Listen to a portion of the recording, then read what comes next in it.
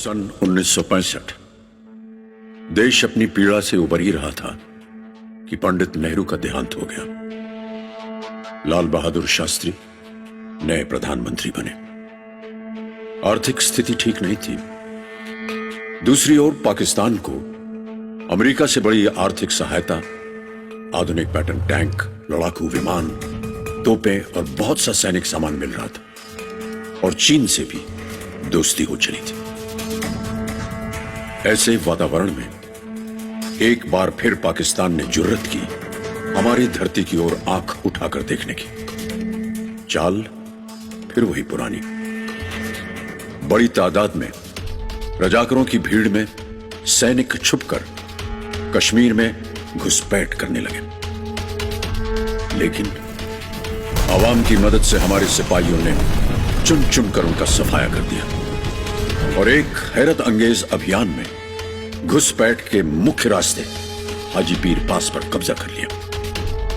और इधर पंजाब खेमकरन का इलाका पाकिस्तान ने अपने पैटर्न टैंकों के पूरे हुरूर के साथ टैंकों के एक पूरे डिवीजन और तोपों से हमला कर दिया। वहीं असल उत्तर गांव के पास अपनी कंपनी के साथ मोर्चा संभाले बैठे थे हवलदार अब्दुल हमीद। पाकिस्तानी टैंकों का एक पूरा रेजिमेंट और तोपें उनके मोर्चों पर टूट पड़ी। पूरी रात घमासान लड़ाई चली। अगले दिन दुश्मन उनके कुछ मोर्चों को भेद कर आगे निकलने लगा। हवलदार अब्दुल हमीद तुरंत आरसीएल गन लगी अपनी जीप के साथ एक तरफ गए और दुश्मन के टैंकों पर कूद गए। एक टैंक तो उन्होंने उड़ा दिया। दुश्मन संभलता इससे पहले उन्होंने दूसरा टैंक भी उड़ा दिया। दुश्मन उन पर भारी गोलाबारी करने लगा। वो बुरी तरह से घायल हो गए, लेकिन वो अपनी आखिरी सांस तक लड़ते रहे और अपनी आखिरी सांस तोड़ने से पहले उन्होंने दुश्मन का एक टैंक और तोड़ दिया दुश्मन के पैटर्न टैंकों का रूप। हवलदार अब्दुल हमीद की इस बहादुरी से प्रोत्साहित होकर हिंदुस्तानी फौज ने वहां पाकिस्तान के 72 टैंकों का कब्रिस्तान बना दिया और पाकिस्तानी मंसूबों को भी वहीं दफन कर दिया।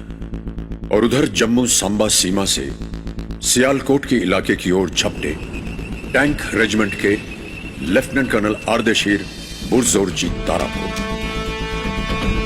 दुश्मन ने भारी तादाद में टैंकों और तोपों से घेर कर उन पर वार करना शुरू कर दिया, लेकिन लेफ्टिनेंट कर्नल तारापुर के टैंकों की हर चाल तीव्र थी और हर वार घातक।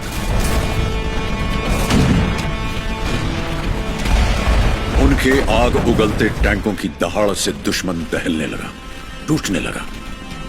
उनके टैंक जिस तरफ जाते भूचाल आ जाता। घायल होने के बावजूद वो लगातार 6 दिनों तक लड़ते रहे और एक एक करके फिलौरा, वजीर वली, जसरौन और बुतूर डोगरंडी पर कब्जा कर लिया। दुश्मन के 60 टैंक तबाह कर दिए, पर वो खुद शहीद हो गए। पाकिस्तान जब जंग रोकने के लिए त्राही त्राही करने लगा तो 23 सितंबर 1965 को युद्ध विराम हो गया। पाकिस्तान की बेवकूफी कारण बनी उनके अंदर आपसी कलह, भेदभाव और राजनीतिक मतभेद की। नतीजा पूर्वी पाकिस्तान में गृह युद्ध और आखिरकार 1971 की जंग।